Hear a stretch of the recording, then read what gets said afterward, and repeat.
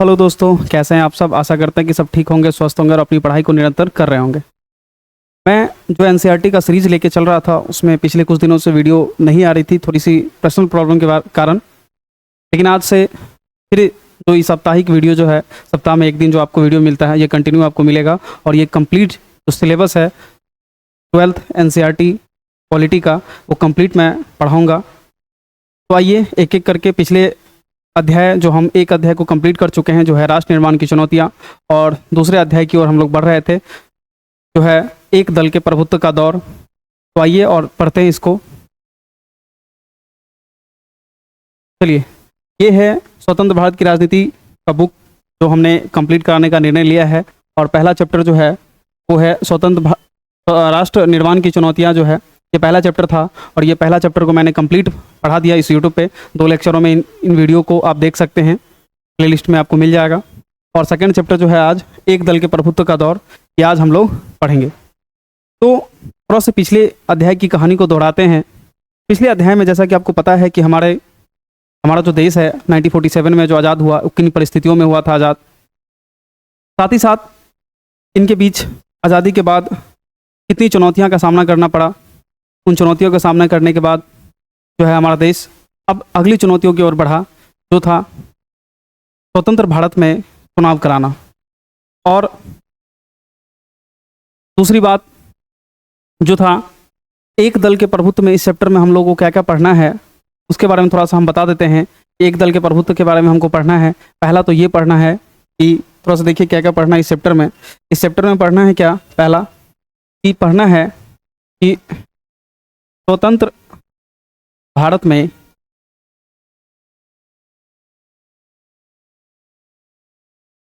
चुनाव कराना और चुनाव किस प्रकार हुए, इसके बारे में हमको पढ़ना है। दूसरा जो पढ़ना है हमको, वो पढ़ना है एक दल के प्रभुत्व के बारे में। एक दल का दौर रहा, एक दल का दौर किस प्रकार रहा, जो कांग्रेस का रहा। पिछले 3 जो आम चुनाव हुए, उस तीनों आम चुनाव में किस प्रकार कांग्रेस ने अपनी वर्चस्व जमाई रखी, उसके बारे में पढ़ना है। और तीसरा पढ़ना है हमको, जो अन्य जो है राजनीति दल का किस प्रकार उदय हुआ। इन तीनों चीज़ों के बारे में हमको इस जो चैप्टर है, इस चैप्टर में हमको पढ़ने को मिलेंगे। चलिए अब देखिए जरा सा, तो पढ़िए इस अध्याय में क्या पढ़ने को मिलेगा। पहला, एक स्वतंत्र और निष्पक्ष चुनाव प्रणाली की स्थापना। दूसरा, आज़ादी के बाद शुरुआती सालों में कांग्रेस पार्टी का दबदबा कैसे रहा और विपक्षी दलों का और उनकी नीतियों का किस प्रकार उद्भव हुआ।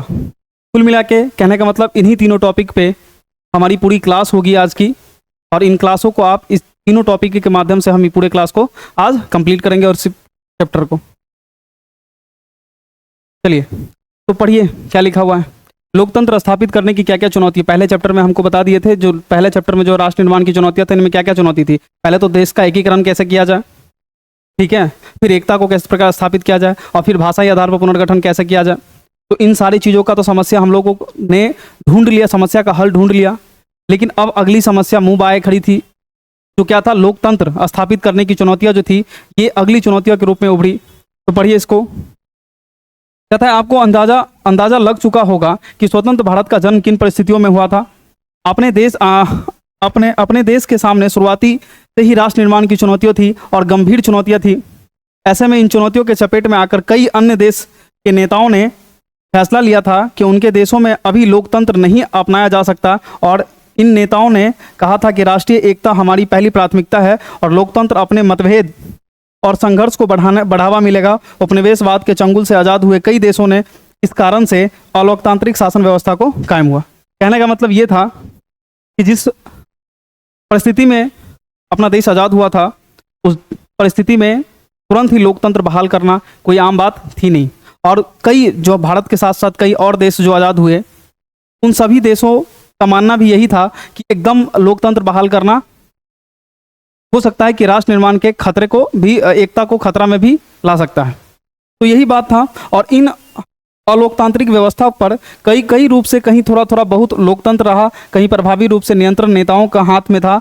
तो एक दल के शासन कायम हुआ, कहीं कहीं पर सीधे सीधे सेना सत्ता का बागडोर संभाल लिया।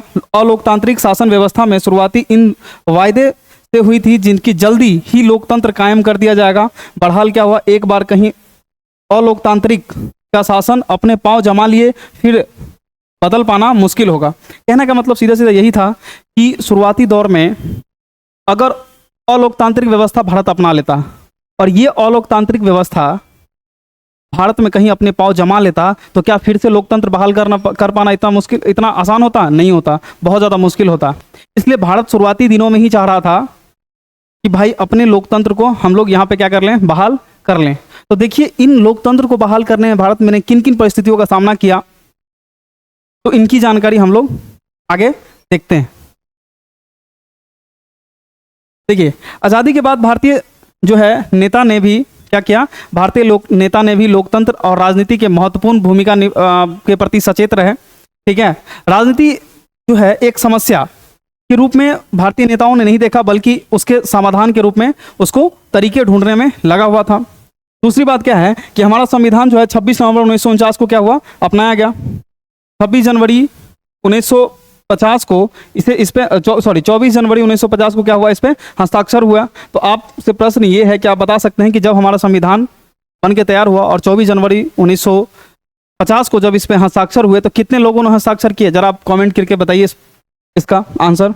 इसके बाद क्या है कि हमारा संविधान जो है 26 जनवरी 1950 को प्रभावी रूप से प्रभावी हुआ। उस समय देश में अंतरिम सरकार की शासन चल रहा था। कहने का मतलब ये हुआ कि आपको पता है कि हमारा संविधान जो है 26 नवंबर 1949 ईस्वी को बन के तैयार हुआ और 24 जनवरी 1950 को उस संविधान पे सभी लोगों ने हस्ताक्षर किया और इसको क्या किया गया, जो 26 जनवरी 1950 को प्रभावी रूप से लागू कर दिया गया। इसके बाद जो है आपने इस बात को देखो हमारा संविधान बनने में कितना समय लगा था, 2 वर्ष 11 महीना और 18 दिन, ये इतना समय लगा था हमारा संविधान को बनने में। तो आप ये बताइए कि हमारा संविधान जो बन रहा था उस समय क्या देश चल नहीं रहा था? देश चल रहा था। उस समय देश को कौन चला रहा था? तो उस समय देश को चला रहा था अंतरिम सरकार। कौन चला रहा था? अंतरिम सरकार का गठन हुआ था और अंतरिम सरकार ही क्या कर रही थी, उस समय देश को चला रही थी। इसके बाद बात करें कि भारतीय चुनाव आयोग, इसका गठन जनवरी 1950 में किया गया।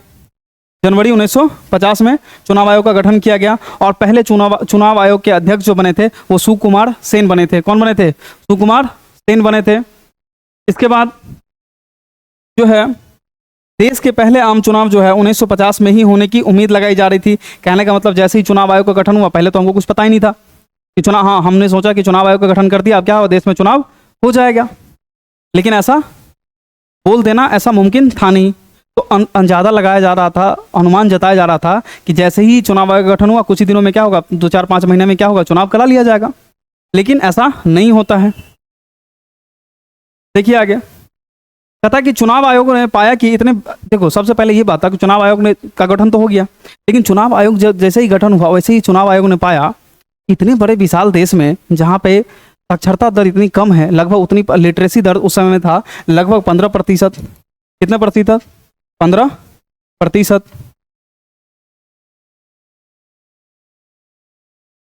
लगभग 15% उस समय क्या था, लिटरेसी दर था, साक्षरता दर था। तो इतने बड़े देश में 15% लिटरेसी के साथ यानी कि साक्षरता के साथ चुनाव करा पाना कोई आसान बात लग नहीं रहा था चुनाव आयोग को। कराया कि पहला आम चुनाव में एक गरीबी और अशिक्षित क्षेत्र में लोकतांत्रिक की पहली बड़ी परीक्षा थी और इससे पहले कि लोकतंत्र केवल समृद्ध देशों में खासकर यूरोप और उत्तरी अमेरिका में ही मौजूद था जहां पे लगभग सभी लोग साक्षर थे। कहने का मतलब जिस समय भारत चुनाव की तैयारी कर रही थी ना उस समय केवल यूरोप में और उत्तरी अमेरिका में ही चुनाव होते थे। भारत में उस समय चुनाव पहली बार चुनाव हो रहे थे। उससे पहले कहाँ हो रहे थे? यूरोप में। और यूरोप में भी चुनाव इसलिए हो रहे थे क्योंकि वहाँ पे क्या था, 100% लिटरेसी, मतलब 100% नहीं लेकिन मैक्सिमम लोग क्या थे, साक्षर थे।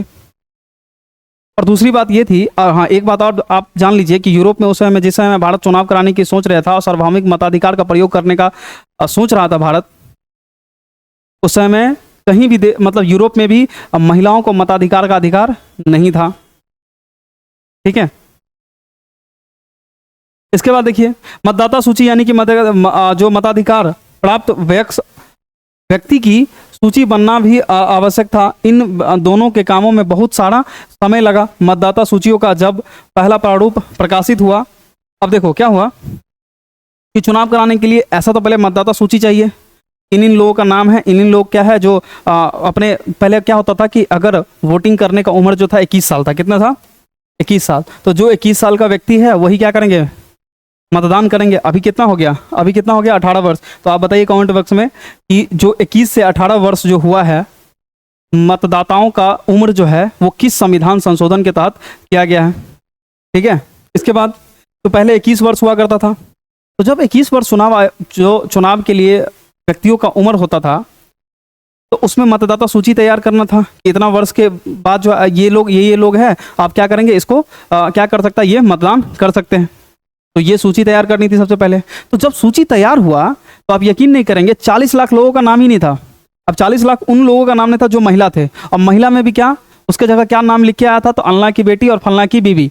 क्योंकि पहले जो था 1951 के आसपास, 50-51 के आसपास, कि वहाँ पे बेटी जो होती थी वो अपने पिता के नाम से जाती थी, और जो पत्नी होती थी वो अपने पति के नाम से जाना जाती थी। ठीक है, तो ये बात थोड़ा देखिए कि 40 लाख महिलाओं का उस समय में क्या था, नाम दर्ज होने से रह गया, और इन महिलाओं में अल्लाह की बेटी और फलना की बीवी के नाम से चुनाव आयोग में दर्ज किया गया।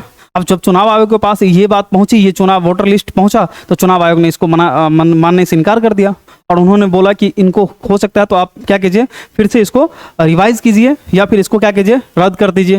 ये 2 बात चुनाव आयोग के द्वारा कही गई। इसके बाद कहता है वही बात कि इतने बड़े देश में जो है, जिसमें अब तक क्या होता, कोई भी चुनाव नहीं हुआ था, इसमें चुनाव कराना काफी मुश्किल था। उस समय अगर बात करोगे, टोटल देश में 17 करोड़ मतदाता थे। कितने मतदाता थे, 17 करोड़, और 3200 विधायक। कितने विधायक, 3200 विधायक, और 489 सांसद हुआ करते थे, जिसमें 15% मतदाता, वही बोले जी लिटरेसी दर जो था उस समय केवल कितने प्रतिशत था, 15%। कितने प्रतिशत, 15%। और 3 लाख से ज्यादा जो है चुनाव कर्मी जो था उसकी जरूरत थी। तो यानी कि कहने का मतलब 17 करोड़ इतना मतदाता है, उनको तो जागरूक कराएगा कि हाँ आप मत देने जा रहे हैं तो कैसे आप मत दीजिएगा। उनको जागरूक करने के लिए जो चुनाव कर्मी जो थे उनकी संख्या लगभग 3 लाख थी। तो समझ सकते हैं कि इतनी बड़ी जो देश थी, इस देश में चुनाव कराना कितना मुश्किल हो पा रहा था। और ये देखिए, यही इलेक्शन कमीशन, ये ऊपर बैठे हुए हैं इलेक्शन कमीशन, और नीचे ये देखिए जो कार्टून के जरिए इसको दिखाया गया है।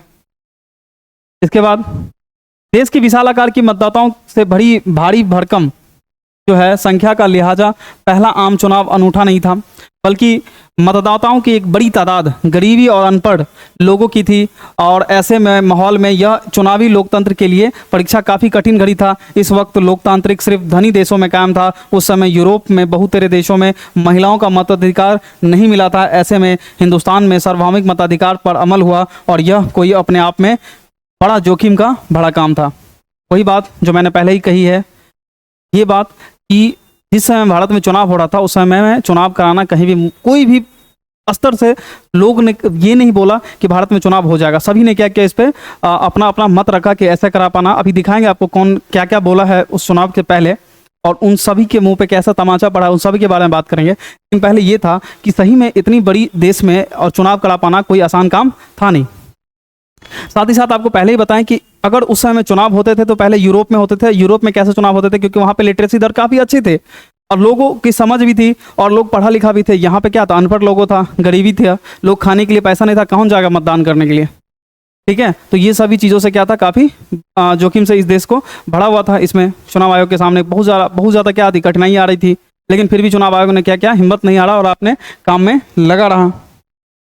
और देखिए अब बताते हैं कि कुछ कुछ लोगों ने किस प्रकार चुनाव आयोग का मजाक उड़ाया, किस प्रकार जो इस समय पंडित जवाहरलाल नेहरू थे उसके बारे में व्यंग किया गया। देखिए, पहले एक हिंदुस्तानी संपादक हुआ करता था जिन्होंने कहा था कि इतिहास में सबसे बड़ा जुआ करार दिया गया था इसके बारे में। अगर आप आंसर राइटिंग कर रहे हैं तो इस बात पे, अगर आपको चुनाव आयोग के बारे में आंसर राइटिंग करना है, इस बात का हमेशा आप ध्यान रखेंगे, इस वर्ड का आप यूज करेंगे कि एक हिंदुस्तानी संपादक था जिन्होंने कहा था ये इतिहास का सबसे बड़ा जुआ है। ये इतिहास का क्या है, सबसे बड़ा जुआ है। इतने बड़े असाक्षर जो देश है, जो जिसमें साक्षरता दर काफ़ी कम है, अनपढ़ है, लोग गरीबी से जूझ रहे हैं, और उनमें चुनाव कराना क्या है, कोई जुआ से कम नहीं है।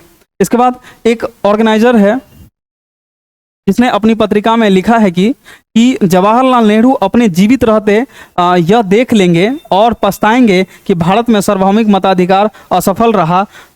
ये बात किसने कही थी? एक ऑर्गेनाइजर के संपादक, पत्रिका के संपादक थे, उन्होंने कहा कि जवाहरलाल नेहरू से कहा कि यह जीवित रहते हुए जवाहरलाल नेहरू देख लेंगे कि सार्वभौमिक मताधिकार कितना बड़ा असफल रहा। कहने का मतलब कि तुमको पता है, अभी बताएं कि यूरोप जैसे देशों में भी सार्वभौमिक मताधिकार का उस समय प्रयोग नहीं किया गया था। अच्छा, आप कमेंट करके बताइए कि भारत में सबसे पहले सार्वभौमिक मताधिकार का प्रयोग कहाँ किया गया था। ठीक है, जितनी सारी क्वेश्चन हम आप पूछ रहे हैं, आपका उत्तर, सारा का उत्तर जो है कमेंट बॉक्स में हम लिख देंगे, लेकिन आप लोग भी लिखने का प्रयास कीजिएगा। ठीक है, तो सबसे पहले भारत में सार्वभौमिक मताधिकार का प्रयोग कहाँ किया गया था, ये बात का जवाब आपको कमेंट बॉक्स में देना है। दूसरी बात, और ये सार्वभौमिक मताधिकार जो असफल रहा, इसके बारे में जो लिखा ऑर्गेनाइजर ने, क्यों लिखा? क्योंकि उस समय में जो यूरोप थे, ये उत्तरी अमेरिका थे, उस सब देशों में भी महिलाओं को मताधिकार का प्रयोग नहीं था, इसलिए उन्होंने लिखा। एक और है, इंडियन सिविल सर्विसेज के एक अंग्रेजी नुमाइंदे का एक दावा था कि आने वाला वक्त में अब से कहीं ज़्यादा जानकार दौर बड़े इसमें से लाखों अनपढ़ लोगों का मतदान कराना, ये बेहूद, मतलब कहने का मतलब है कि भारतीय लोगों को ये बोला गया था, ये जो बेहूदी नौटंकी चल रहा है, इस नौटंकी काफ़ी देखने लायक है। ये बात किसने बोली थी? इंडियन सिविल सर्विस के एक अंग्रेजी पत्रकार थे, नुमाइंदे थे, उन्होंने कहा था कि ये बेहूदगी नौटंकी से बड़ा और कुछ नहीं है। इसके बाद लेकिन चुनाव आयोग ने क्या किया? हार नहीं माना। चुनाव आयोग ने क्या किया? चुनाव 2 बार स्थगित करना पड़ा। आपको पता है कि पहली बार चुनाव इसलिए स्थगित करना पड़ा क्योंकि जो वोटर लिस्ट आया था उसमें 40 लाख लोगों का नाम ही नहीं था, तो उसको फिर से क्या किया? रिवाइज किया गया। जितना हम लोग सोच रहे थे कि चुनाव तुरंत करा लिया जाएगा, उतना ही क्या होती देरी हो रही थी, क्या हो रही थी, उसको टाइम लग रहा था चुनाव आयोग को अपने निष्कर्ष पे पहुंचने के लिए, लेकिन समय आ गया था। अक्टूबर 1951 से फरवरी 1952 समय वो दौर था कि चुनाव को करा लिया गया था। अक्टूबर 1951 से स्टार्ट किया गया था चुनाव और फरवरी 1952 तक चुनाव को कंप्लीट करा लिया गया था। लेकिन इसको 1952 का ही चुनाव इसलिए बोलते हैं क्योंकि अधिकांश जगहों पे 1952 में चुनाव कंप्लीट कराया गया था और 1952 के चुनाव के मतदान हुआ और चुनावी प्रचार में मतदान के लगभग 6 महीने का, टोटल 6 महीने का समय लगा था। 1952 के आम चुनाव में विश्व भर में लोकतंत्र के इतिहास में एक मील का पत्थर बन गया था। यही बात कि लोग जिस समय भारत की बुराई कर रहे थे, भारत के लोगों पे हंस रहे थे कि ये जो बेहूदगी नौटंकी देखेगा, तो इस नौटंकी का क्या था? ये सभी के लोगों के मुंह पे तमाचा था, वो लोगों के मुंह पे जिन्होंने क्या किया था? भारत को कम आंका था और बोला था कि ये क्या है? एक बेहूदगी नौटंकी से बढ़ के और कुछ भी नहीं है। अब देखिए, पहले हम चुनाव के नतीजे की बात करते हैं। पहले आम चुनाव का नतीजा आया, नतीजे में कोई हैरानी नहीं थी कि कांग्रेस इस चुनाव को जीत जाएगा और इतनी बड़ी बहुमत से जीतेगा, इसमें भी कोई संकोच नहीं था क्योंकि उस समय में एक ही पार्टी थी, वो कांग्रेस थी, जो इतने बड़े मार्जिन से जीतने की क्षमता रख सकती थी। टोटल 489 सीट पे चुनाव हुआ था, टोटल 489 सीटों पे चुनाव हुआ था और उन सीटों में से टोटल जो है 364 सीटें जो है कांग्रेस ने जीत ली थी। 364 सीटें किसने जीती थी? कांग्रेस ने जीती थी और केवल 16 सीट जो है भारतीय कम्युनिस्ट पार्टी ने जीता था। और तुम यकीन मानो, ये 364 सीट और ये 16 सीट, ये दूसरी सेकंड नंबर की पार्टी थी। तुम देख रहे हो कितना मार्जिन से जीता है। ठीक है, राज्य में चुनाव लोकतंत्र के चुनाव के साथ साथ ही हुए। राज्य के चुनाव लोकसभा के चुनाव के साथ साथ हुए, मतलब दोनों चुनाव हुआ, या विधानसभा का चुनाव हुआ और साथ साथ लोकसभा का साथ ही चुनाव हुआ और कांग्रेस ने चुनावों में भी बड़ी जीत हासिल की। मतलब देखो, एक तो लोकसभा का चुनाव हुआ, 2 चुनाव हुआ उस समय, एक तो केंद्र में चुनाव हुआ लोकसभा का और एक राज्यसभा का, जो है विधानसभा का भी चुनाव हुआ साथ साथ।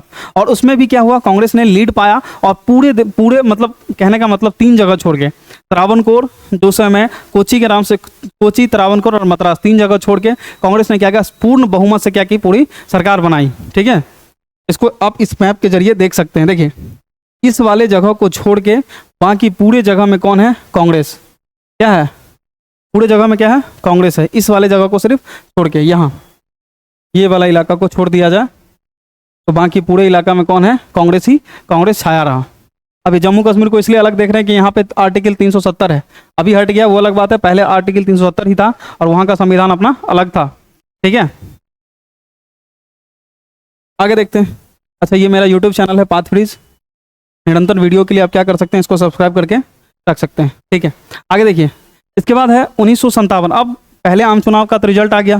पहले आम चुनाव में देख लिए कांग्रेस किस प्रकार अपना प्रभुत्व और जमाए रखा। दूसरे आम चुनाव में भी कांग्रेस का प्रभुत्व इसी प्रकार जमा रहा। पढ़िए क्या लिखा हुआ है।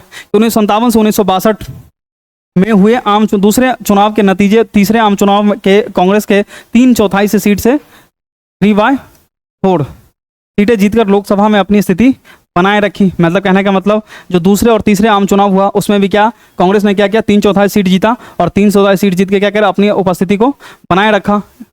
इसके बाद क्या हुआ केरल में, लेकिन एक जगह क्या हुआ कि दूसरे आम चुनाव में कांग्रेस की हार हुई, वो थी केरल। केरल में क्या हुआ कि केरल में एक पार्टी हुआ करती थी, ठीक है, एक पार्टी थी जिन्होंने क्या किया, टोटल 60 सीटें जीती, जिसका नाम था कम्युनिस्ट पार्टी। कौन सी पार्टी थी?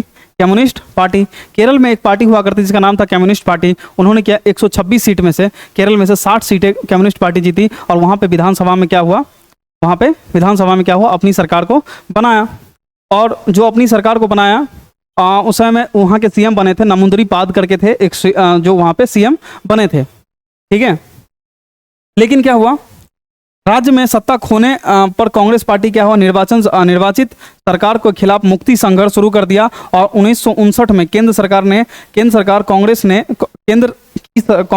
ने क्या किया, संविधान के अनुच्छेद 356 के तहत केरल में कम्युनिस्ट सरकार को क्या कर दिया, बर्खास्त कर दिया। यह निर्णय संवैधानिक आपातकाल के शक्तियों के दुरुपयोग के रूप में पहला उदाहरण था। अब कहने का मतलब 3 चीज़ें यहाँ पे आपको समझनी है। बहुत ही अच्छा टॉपिक है, इस चीज़ों को समझाने का प्रयास करते हैं कि ये जो आपातकाल का प्रावधान है, क्या है आपातकाल। ये जो आपातकाल जो है, जिसका जिक्र जो है आर्टिकल 352 से 360 के बीच में है, ये आपातकाल जो है ये जर्मनी के संविधान से लिया गया, जर्मनी के संविधान से लिया गया है। और दूसरी बात ये है कि जर्मनी के संविधान से लिया गया है। और दूसरी बात है, एक है आर्टिकल जो है एक 352 है और एक है आर्टिकल 356। अगर आप 11th पढ़ के आए होंगे तो इस सब के बारे में आपको जानकारी होगा। एक है आर्टिकल 360, ठीक है, 3 आर्टिकल है, जिसमें पहला जो आर्टिकल 352 है ये बात करता है ये बात करता है राष्ट्रीय आपात का, राष्ट्रीय आपात। और आर्टिकल 356 है ये बात करता है राष्ट्रपति शासन का, राष्ट्रपति शासन।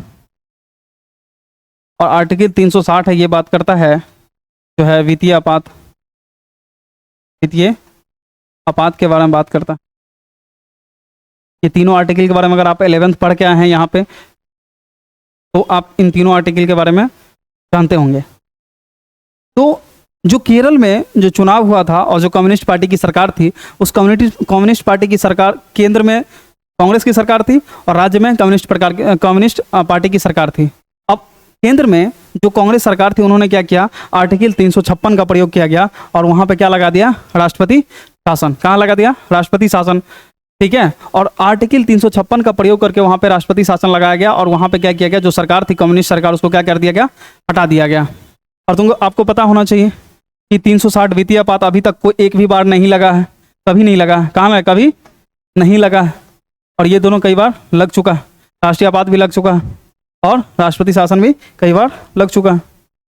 चलिए यहाँ देखिए, यही है कि केरल में कम्युनिस्ट पार्टी की सरकार थी और वहीं पे क्या लगाया गया, आपातकाल लगाया गया था, ठीक है। इन्होंने 60 सीटें जीती थी ये प्रकार। और ये जो है जो कम्युनिस्ट सरकार थी, जो नमूंदरी पाद थी, उन्होंने क्या किया था, उसके खिलाफ जो संघर्ष छेड़ी थी। और ये पहली बार, इतिहास में पहली बार देखा गया था कि आर्टिकल 356 का गलत प्रयोग किया गया था कांग्रेस सरकार द्वारा, और ये पहली बार था। इसको आप अगर मेंस आंसर राइटिंग कर रहे हैं तो इसको आप उस चीज़ में इंक्लूड कर सकते हैं कि पहली बार राष्ट्रीय आपात का गलत प्रयोग 1900 जो है सेकेंड आम चुनाव के दौरान 1959 में किया गया था और केरल में लगाया गया था, ठीक है, कांग्रेस सरकार के द्वारा। इसके बाद आते हैं अब दूसरा और तीसरा आम चुनाव के बाद जो है, इन तीनों आम चुनाव में कांग्रेस का प्रभुत्व जो रहा, इसके बारे में हम लोग देखते हैं कि कांग्रेस का प्रभुत्व किस प्रकार रहा। तीनों आम चुनाव में बात करते हैं तो एक एक करके बात करते हैं। देखिए, भारत में एकमात्र ऐसा देश नहीं है कि भारत ही एकमात्र ऐसा देश नहीं है जहाँ पे एक पार्टी के प्रभुत्व का दौर से गुजरा हो। अगर हम दुनिया के बाकी मुल्कों के पर नज़र दौड़ाएं तो हमें पार्टी के प्रभुत्व प्रभुत्व के बहुत से उदाहरण मिलेंगे। बहरहाल क्या है, बाकी मुल्कों में भी एक पार्टी के प्रभुत्व और भारत में एक पार्टी के प्रभुत्व के बीच एक बड़ा फर्क है, बड़ा भारी फर्क है कि बाकी मुल्कों में एक पार्टी के प्रभुत्व लोकतांत्रिक कीमत पर कायम हुआ। कुछ देशों में, कुछ देश मसलन चीन, क्यूबा, सीरिया के संविधान में सिर्फ एक ही पार्टी को देश का शासन की अनुमति दी गई, और कुछ ऐसे देश जैसे म्यांमार, बेलारूस और इटरिया में एक पार्टी के प्रभुत्व के कानून और सैन्य उपायों के चलते कायम हुआ। और अब से कुछ साल पहले मैक्सिको, दक्षिण कोरिया, ताइवान में एक पार्टी के प्रभुत्व वाले देश थे, और भारत में कायम पार्टी के प्रभुत्व के इन उदाहरणों से कहीं अलग है।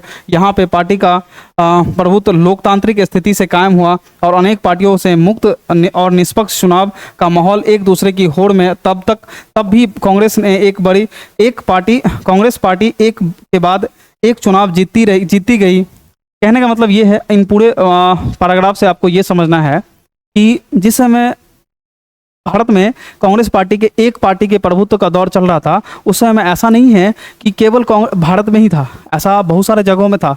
जैसे आपको पहले ही बताए हैं कि कौन कौन सा जगह ऐसा था। एक तो था चीन था, क्यूबा था, सीरिया था, यहाँ भी एक पार्टी का दौर चल रहा था। लेकिन भारत के एक पार्टी का दौर और वहाँ के एक पार्टी का दौर में, दोनों में बहुत ज़मीन आसमान का फर्क आप कह सकते हैं। वहाँ पे एक पार्टी का दौर इसलिए चल रहा था कि वहाँ के दबदबा था, लेकिन यहाँ पे क्या था, एक चुनावी प्रक्रिया थी और सभी लोगों को बराबर का मौका दिया गया था, आप भी जीत सकते हैं। लेकिन क्या होता था उस समय, क्या था, कांग्रेस ही एक बहुत बड़ी पार्टी के रूप में उभरी थी, इसलिए क्या होता, कांग्रेस को आसानी से जीत मिल जाती थी। ठीक है। इसके बाद क्या था, कुछ ऐसे देश थे जहाँ पे क्या होता, मतलब संविधान में ऐसा संशोधन कर दिया कि केवल एक ही पार्टी है जो सरकार से, जैसे उत्तर कोरिया हो गया, जैसे दक्षिण कोरिया हो गया, मैक्सिको हो गया। यहाँ पे संविधान में कुछ ऐसा उपाय कर दिया था कि भाई एक ही लोग हैं, एक ही शासन करेगा, उसके अलावा और कोई नहीं शासन कर सकता। तो ये सब था, क्या था, एक पार्टी के कांग्रेस के प्रभुत्व की प्रकृति यही थी कि उन्होंने क्या था, बराबर का सबको मौका दिया था। सभी लोग क्या कहते हैं, चुनाव में खड़े हो सकते हैं, जीत सकते हैं और मतलब देश को चला सकते हैं। लेकिन उस समय में कांग्रेस की पहुंच इतनी बड़ी थी, इतनी बड़ी पार्टी के रूप में थी, जितने ही बड़े बड़े नेता थे सब कहाँ थे, कांग्रेस में थे। आपको पता है ना कि जितने ही बड़े बड़े नेता थे, जवाहरलाल नेहरू से लेकर जितने ही बड़े नेता थे, जिसको अपना अस्तित्व बनाना था, वो कहाँ मिल जाते थे, कांग्रेस में जाके मिल जाते थे। आपको पता है कि आज़ादी से पहले कांग्रेस का जो क्या कहते थे, उसका क्षेत्र विस्तार था, जो कांग्रेस का लोगों को जो क्षेत्र, जैसे मान लीजिए जितना प्रभुत्व उसको उत्तर प्रदेश में होगा, उतना ही प्रभुत्व उसको महाराष्ट्र में भी होगा। ठीक है। और कम्युनिकेशन का बहुत ज़्यादा उसके पास सुविधा थी, लोगों के पास पहुँच, सीधा डायरेक्ट पहुँच जाता था। ठीक है। तो इन सब चीज़ों के बदले से क्या हुआ था, कांग्रेस क्या था, उस समय में लीड लेके आगे बढ़ रही थी। इसके बाद देखिए वही बात यहाँ लिखा हुआ है, जो लिखा हुआ, कई पार्टियां स्वतंत्र और निष्पक्ष चुनाव लड़ा और कांग्रेस के बाद भी एक चुनाव मतलब जीतती रही हमेशा। यही बात इसमें भी पैराग्राफ में लिखा हुआ है। इसके बाद जो अगला जो है पार्ट जो है वो है कि अब कांग्रेस 3 बार चुनाव जीत चुकी थी। कांग्रेस 3 बार चुनाव जीत चुकी थी, यानी कि कहने का मतलब 1952 से लेके 1952 से लेके 1967, यानी कि 15 सालों तक कांग्रेस का क्या हुआ था, एकदम दबदबा रहा था। क्या रहा था, दबदबा रहा था। लेकिन उसके बाद कुछ अन्य राजनीतिक पार्टियां का क्या हुआ, उदय हुआ, और अन्य विपक्षी पार्टी का उदय किस प्रकार हुआ उसके बारे में थोड़ा सा जानेंगे कि कौन कौन सी पार्टी जो है इसका उदय हुआ था। देखते हैं।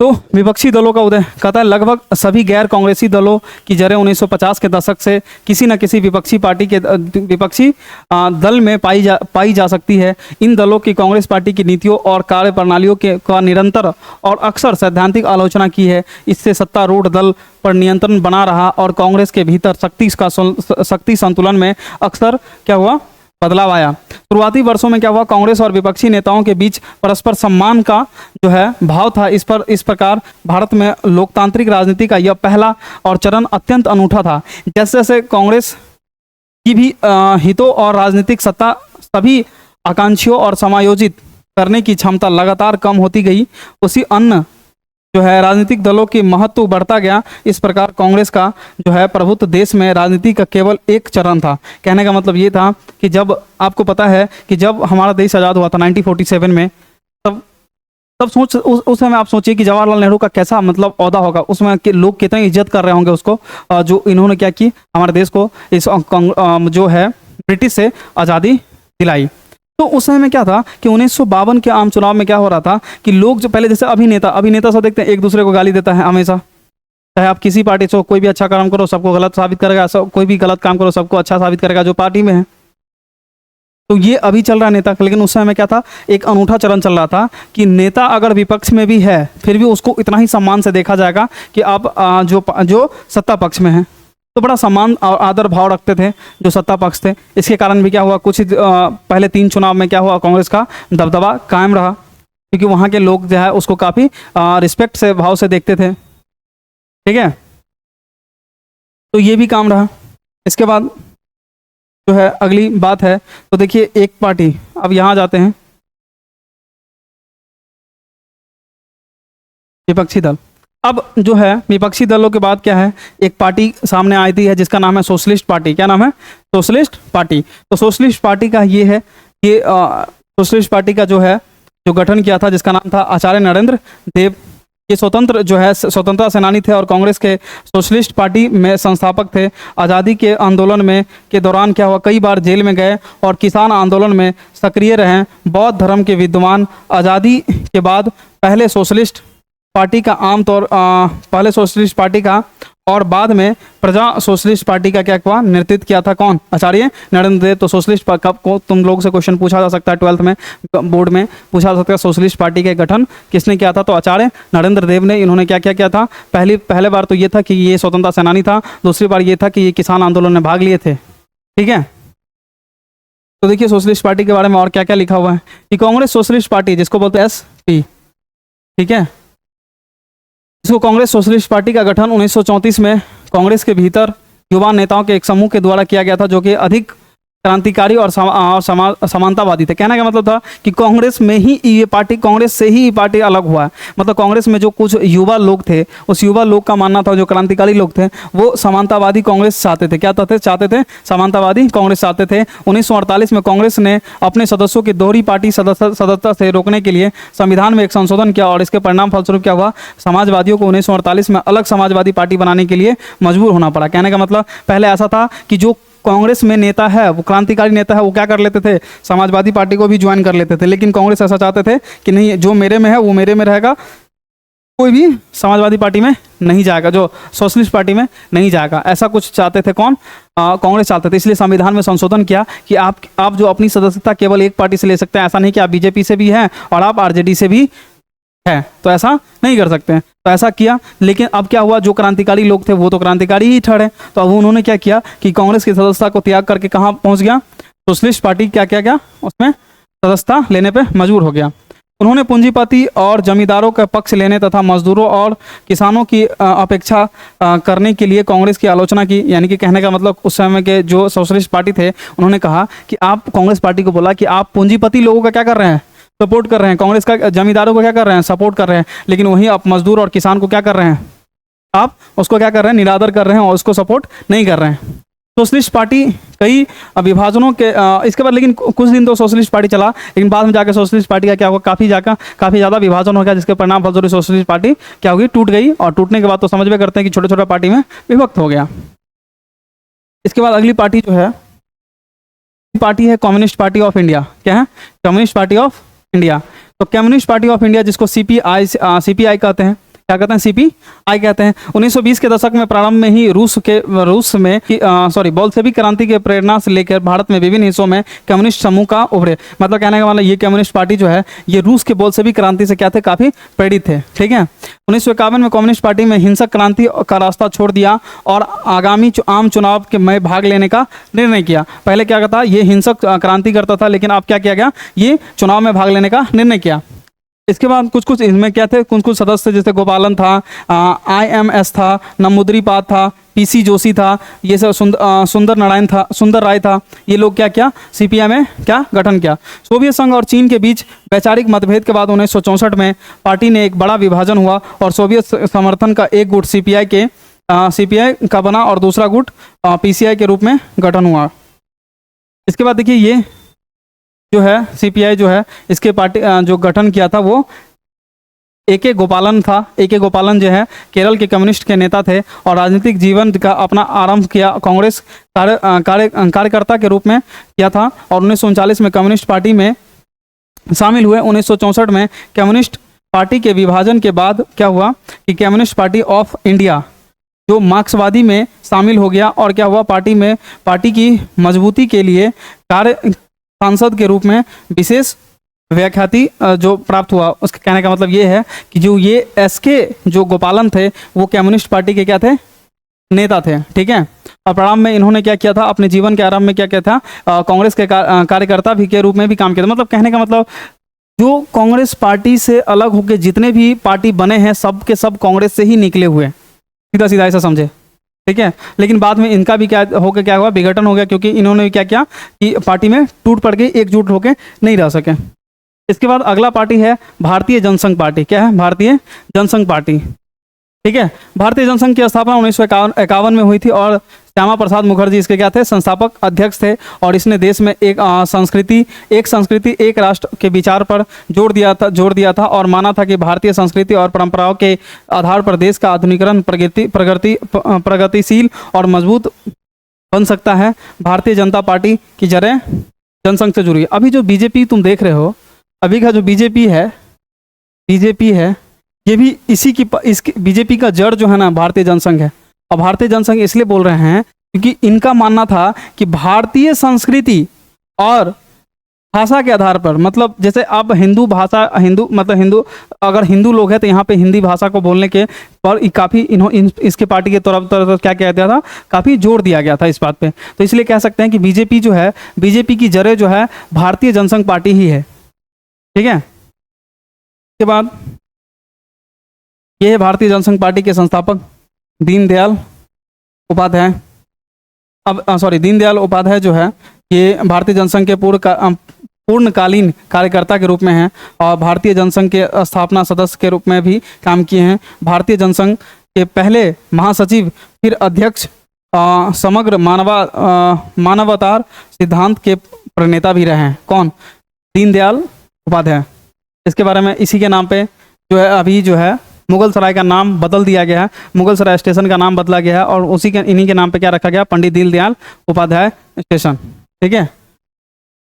तो ये भारतीय क्या है, जनसंघ। इसके बाद आगे देखते हैं, ये भारतीय जनसंघ हो गया। इसके बाद आते हैं अब कुछ ऑब्जेक्टिव क्वेश्चन के दौर में, जैसे कि ये पूरा लेक्चर आपने पढ़ा होगा और इस पूरे लेक्चर से कुछ ऑब्जेक्टिव क्वेश्चन जो हम आपसे पूछ रहे हैं उसका आंसर आप क्या कर सकते हैं, आप अपने ऑब्जेक्टिव जो कमेंट बॉक्स है उसमें दे सकते हैं ये ऑब्जेक्टिव क्वेश्चन का आंसर। चलिए पहले ऑब्जेक्टिव क्वेश्चन की ओर देखते हैं और पढ़िए इस क्वेश्चन को क्या कहता है। क्वेश्चन कहता है कि गैर कांग्रेसवाद का नारा सबसे पहले किसने दिया था, मतलब गैर कांग्रेसवाद का नारा किसने दिया था। ऑप्शन ए है राम मनोहर लोहिया, ऑप्शन बी है जयप्रकाश नारायण, ऑप्शन सी है आचार्य नरेंद्र देव, ऑप्शन डी है अटल बिहारी वाजपेयी। तो इन का आंसर जो है आप अपने कमेंट बॉक्स में दे सकते हैं। क्वेश्चन फिर से मैं एक बार पढ़ देता हूं। क्वेश्चन है कि गैर कांग्रेसवाद का नारा सबसे पहले किसने दिया था। गैर कांग्रेसवाद का नारा सबसे पहले किसने दिया था। ऑप्शन ए है राम मनोहर लोहिया, ऑप्शन बी है जयप्रकाश नारायण, ऑप्शन सी है आचार्य नरेंद्र देव और ऑप्शन डी है अटल बिहारी वाजपेयी। आप इसका आंसर अपने कमेंट बॉक्स में दे सकते हैं। अगर आपको इसका उत्तर नहीं मालूम है तो आप कमेंट बॉक्स में आप इसका उत्तर पूछ सकते हैं, ठीक है। दूसरा क्वेश्चन, चलिए दूसरे क्वेश्चन की ओर बढ़ते हैं और दूसरे क्वेश्चन में कहता है, पढ़िए इस क्वेश्चन को, क्या कहता है। कहता है कि जो है 1967 के आम चुनाव के बाद बनी विरोधी सरकार को किस नाम से जाना गया। मतलब जो 1967 के आम चुनाव, आपको पता है कि अभी मैंने बताया कि आपको 3 आम चुनाव के बाद कांग्रेस में क्या हुआ, कुछ क्या हुआ, नए पार्टी का क्या हुआ, उदय हुआ। तो वही पूछ रहा है कि 1967 के आम चुनाव के बाद जो बनी विरोधी सरकार को किस नाम से जाना गया। ऑप्शन ए है गैर कांग्रेसवाद, ऑप्शन बी है प्रजासत्तात्मक सरकारें, ऑप्शन डी है गठबंधन सरकार और ऑप्शन डी है जो है राष्ट्रीय सरकारें। आप इसका भी उत्तर आप कमेंट बॉक्स में दे सकते हैं। हम एक भी उत्तर नहीं बता रहे हैं इसलिए क्योंकि अभी हमने इस चैप्टर का पूरा क्लास कंप्लीट करवाया है। अगर इस चैप्टर को ठीक से समझे होंगे तो इसका उत्तर आप आसानी से दे सकते हैं। जो बच्चे इस क्लास को नहीं देख रहे हैं, सीधा ऑब्जेक्टिव क्वेश्चन को देख रहे हैं, तो उनके लिए यही मैं कहूँगा कि आप अपना उत्तर कमेंट बॉक्स में कमेंट करके पूछ सकते हैं, ठीक है। अगला क्वेश्चन है कि कांग्रेस प्रणाली, जो कांग्रेस सिस्टम है, शब्द का सबसे पहले प्रयोग किसने किया था। जी ये सबसे इंपॉर्टेंट क्वेश्चन है, आप इसका उत्तर देने का प्रयास करेंगे। क्या है कांग्रेस प्रणाली, मैं एक बार फिर से क्वेश्चन को पढ़ देता हूं। कांग्रेस प्रणाली शब्द का सबसे पहले प्रयोग किसने किया था। पहला ऑप्शन है राम मनोहर लोहिया ने किया था, ठीक है। इसके बाद रजनी कोठारी ने किया था, जयप्रकाश नारायण ने किया था, बाल गंगाधर तिलक ने किया था। बहुत ही इंपॉर्टेंट क्वेश्चन है। क्या आपको इसका उत्तर पता है तो प्लीज कॉमेंट में इसका आंसर दीजिए। अगला क्वेश्चन है, चलिए अगले क्वेश्चन की ओर बढ़ते हैं। अगला क्वेश्चन है कि स्वतंत्र भारत के पहले आम चुनाव में कांग्रेस पार्टी ने कितनी सीटें जीती थी? अभी आपको पूरे क्लास में बस इसी बात पे चर्चा हुआ है कि स्वतंत्र भारत के पहले आम चुनाव में कांग्रेस पार्टी ने कितनी सीटें जीती थी। प्लीज इसका आंसर बताएं, और इसका बहुत आसान क्वेश्चन है, इसका आंसर आपको पता होना चाहिए। 364 में से 364 और 364 लोकसभा सीटें जीती थी और 489 सीटें जीती थी। तो इसका आंसर आप कमेंट बॉक्स में दे सकते हैं, ठीक है।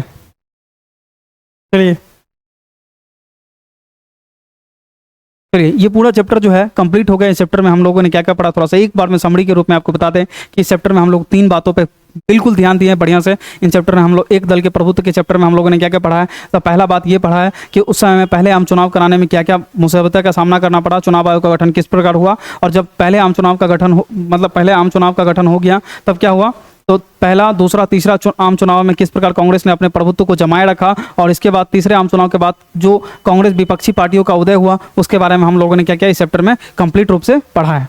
बस 3 ही चीज़ इस चैप्टर में पढ़ना था। पहले चुनाव आयोग का गठन किस प्रकार हुआ और इसने किन किन मुसीबतों का सामना किया। दूसरा क्या था, जो पहले, दूसरे और तीसरे आम चुनाव में कांग्रेस का दबदबा कैसे कायम रहा और क्यों रहा। और चौथा तीसरा जो हमने बात किया है वो बात किया है किस बात पे, कि विपक्षी पार्टियों का उदय कैसे हुआ, कैसे कम्युनिस्ट सरकारें बनी, कैसे जनसंघ बनी, और इन सभी के बारे में हम लोगों ने क्या किया, कंप्लीट पढ़ा। और ये चैप्टर क्या था, यहीं पे समाप्त होता है। और कुछ ऑब्जेक्टिव क्वेश्चन के माध्यम से इस चैप्टर का रिविजन करने का भी आप लोग क्या कीजिएगा, प्रयास कीजिएगा, ठीक है। इसके बाद ये रहा चैप्टर का कंप्लीट सारांश, और ये है जो मेरा यूट्यूब चैनल है। आप इसी प्रकार से जैसे पूरा पॉलिटी जो मैंने पढ़ाने का सोचा है और इसी चैनल पे पढ़ाऊंगा, @path ब्रिज जो है यूट्यूब चैनल है। 11th और 12th क्लास के लिए हिस्ट्री, ज्योग्राफी, पॉलिटी के लिए आपको अगर पढ़ना चाहते हैं तो यहाँ आप आके यूट्यूब चैनल पे पढ़ सकते हैं। और फिर से मैं एक बात बता दूं कि ये तो सिर्फ NCERT का सीरीज है जो कंप्लीट वीडियो का जो यहाँ आ रहा है। और आपको मैं बता दूं कि अब दिसंबर याद रखिएगा, दिसंबर में क्या आएगा, दिसंबर में कंप्लीट जो है 2 महीने तक ऑब्जेक्टिव क्वेश्चन के माध्यम से हिस्ट्री, ज्योग्राफी, पॉलिटी को कंप्लीट कराया जाएगा और ये आपके एग्जाम के लिए रामबाण साबित होगा। चलिए मिलते हैं अगले क्लास में, धन्यवाद।